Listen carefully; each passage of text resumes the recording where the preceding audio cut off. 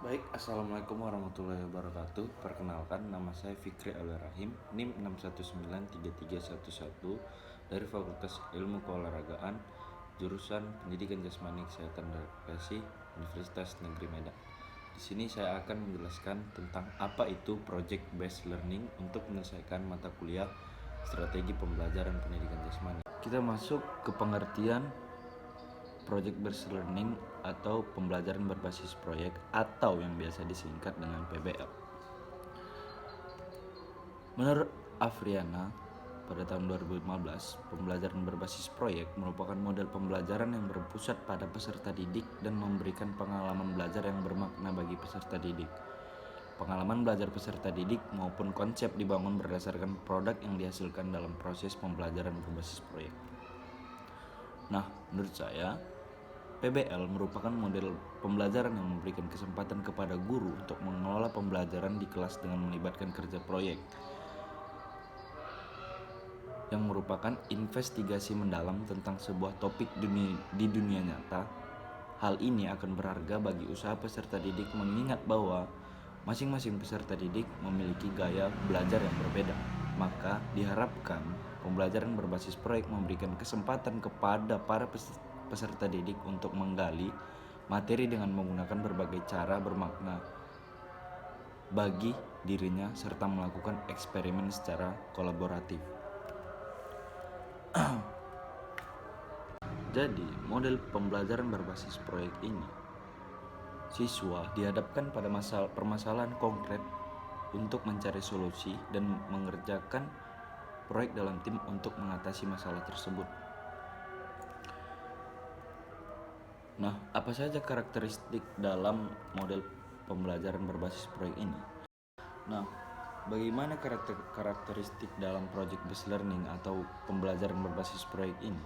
Yang pertama, memiliki kompetensi dasar yang lebih menekankan pada aspek keterampilan atau pengetahuan pada tingkat penerapan, analisis, sintetis, dan evaluasi.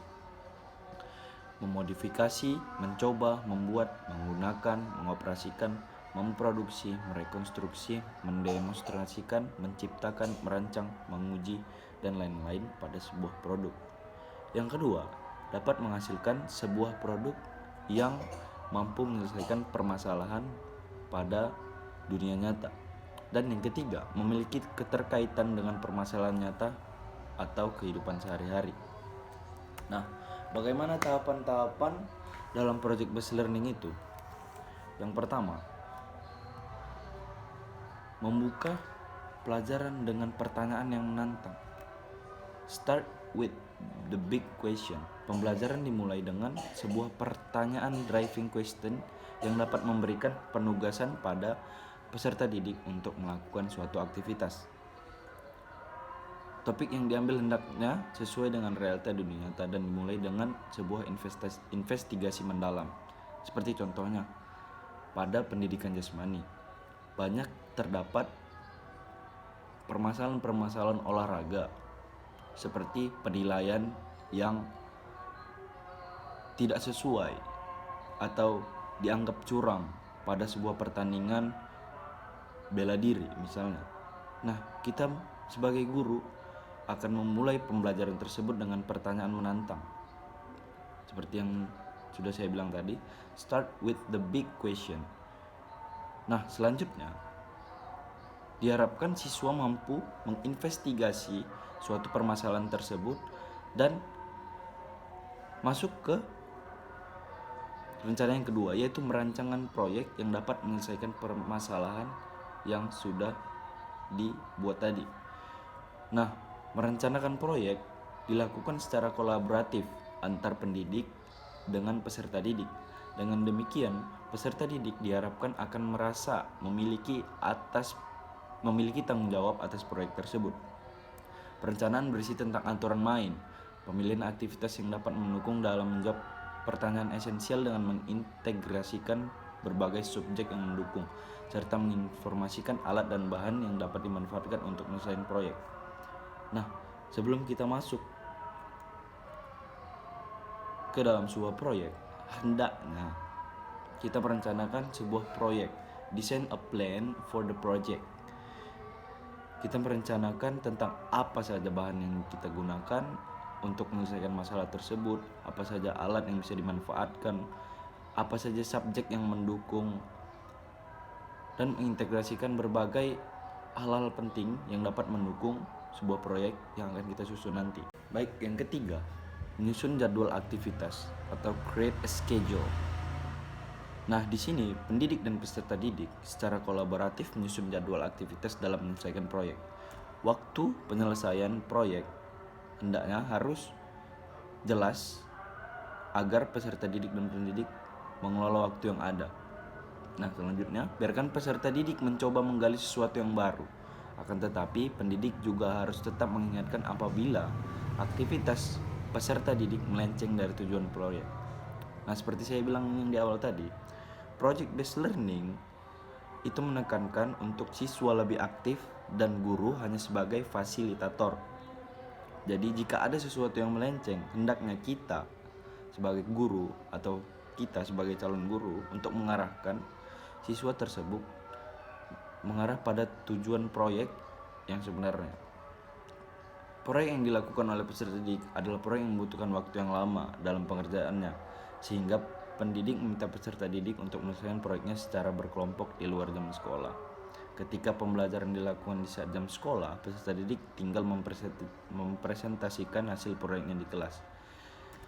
Sesuai dengan judulnya create a schedule, agar tidak mengganggu aktivitas yang lain, hendaknya jadwal yang dibuat tidak mengganggu pelajaran yang ada pada saat jam sekolah.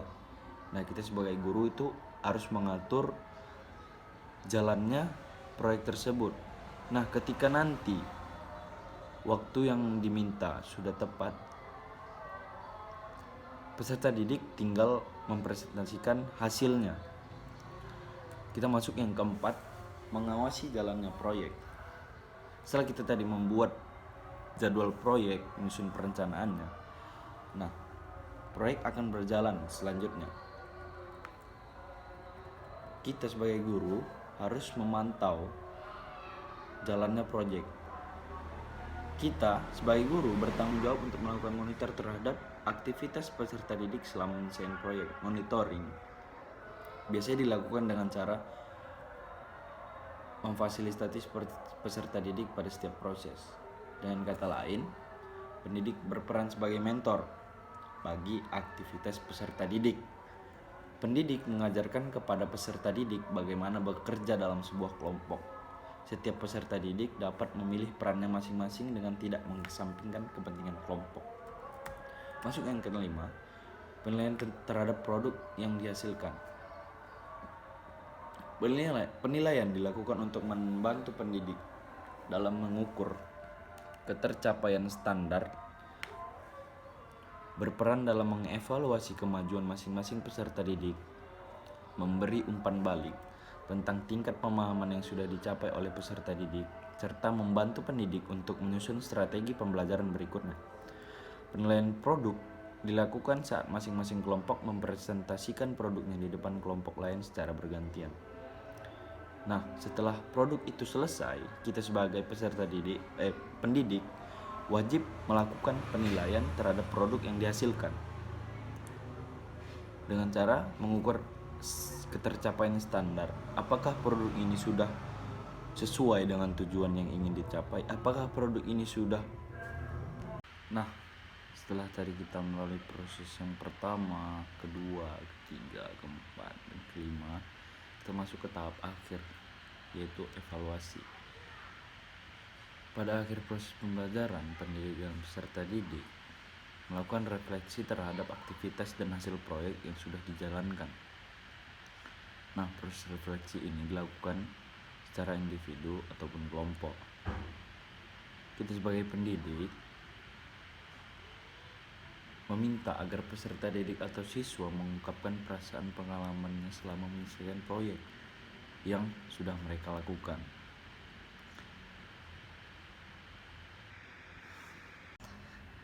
Deskripsi pengalaman belajar dan kompetensi yang diperoleh peserta didik diharapkan mampu menghubungkan alur tahapan pembelajaran dari model pembelajaran project based learning dan dihubungkan dengan kompetensi abad 21, yaitu 4C plus 1Key. Apa itu?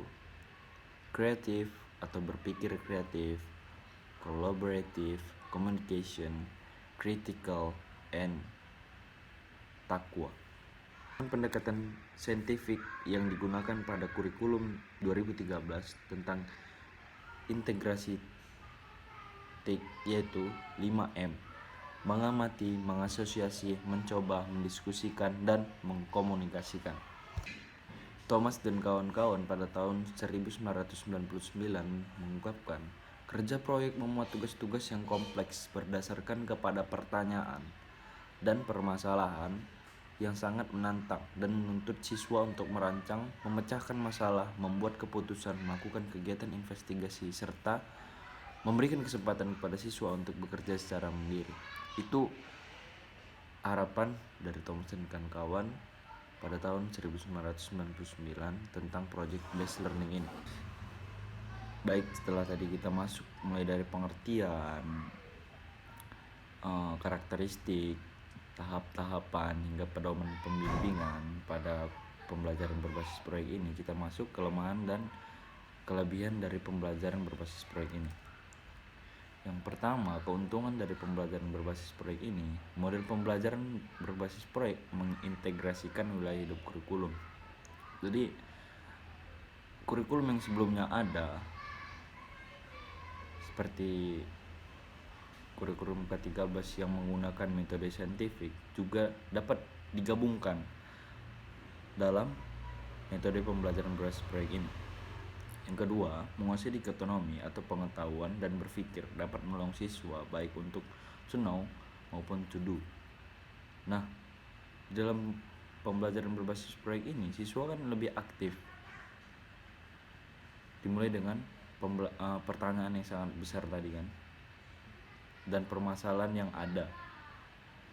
Siswa diminta untuk menggali apa solusi dan langsung melakukan atau membuat proyek untuk solusi tersebut. Nah, yang ketiga, dapat memenuhi kebutuhan siswa dengan tingkat keterampilan gaya belajar yang beragam. Di sini siswa dipacu agar mencari gaya belajar yang nyaman untuk dia dan mampu diterimanya sendiri. Kita sebagai guru hanya sebagai fasilitator yang membimbing siswa agar tidak melenceng dari tujuan yang sebenarnya. Adapun kelemahan dari pembelajaran berbasis proyek ini, yaitu membutuhkan biaya yang sangat banyak. Mulai dari perencanaan, pembuatan hingga evaluasi pada sebuah proyek itu membutuhkan biaya dan waktu yang cukup banyak. Yang kedua, peserta didik yang memiliki kelemahan dalam percobaan dan pengumpulan informasi akan mengalami kesulitan.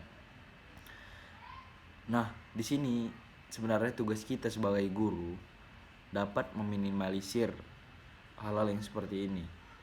Kita dapat membantu siswa apa saja keluhan, apa saja permasalahan yang dihadapinya ketika mengumpulkan informasi atau mencari apa saja yang mendukung proyek mereka agar mereka tidak kesulitan. Yang ketiga, ketika topik yang diberikan kepada masing-masing kelompok yang berbeda, nah ini mungkin akan muncul nih peserta didik gak mampu memahami topik secara keseluruhan, dikarenakan itu tadi pengumpulan informasi yang mengalami kesulitan.